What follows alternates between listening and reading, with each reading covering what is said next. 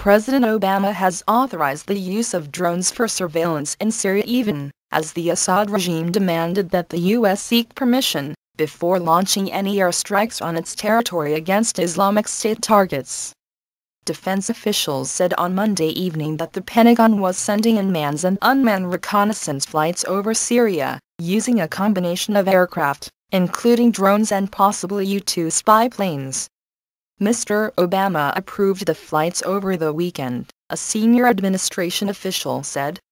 Two other U.S. officials also acknowledged the preparation of strike options against Islamic State in Syria, with one saying planning had been underway for weeks. The authorization was first reported by the Wall Street Journal, which reported that officials said surveillance missions could begin over eastern Syria soon, in order to gather intelligence on the militant group the Islamic State. The news comes amid a back-and-forth between Syria's government and the Obama administration over the possibility of the U.S. launching airstrikes in the country.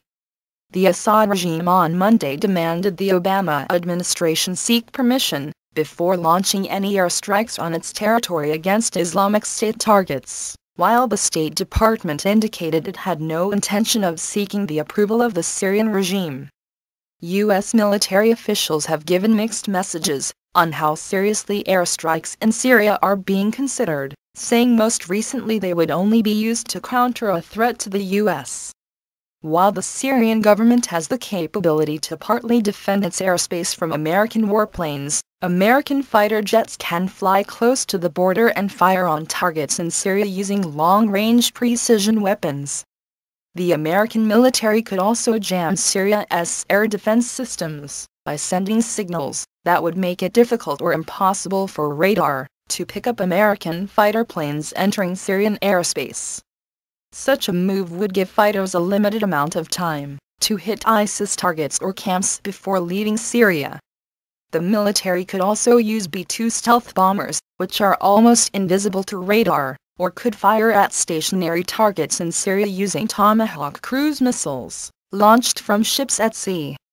Some experts noted that the administration had another strong incentive not to do anything to help Mr. Assad.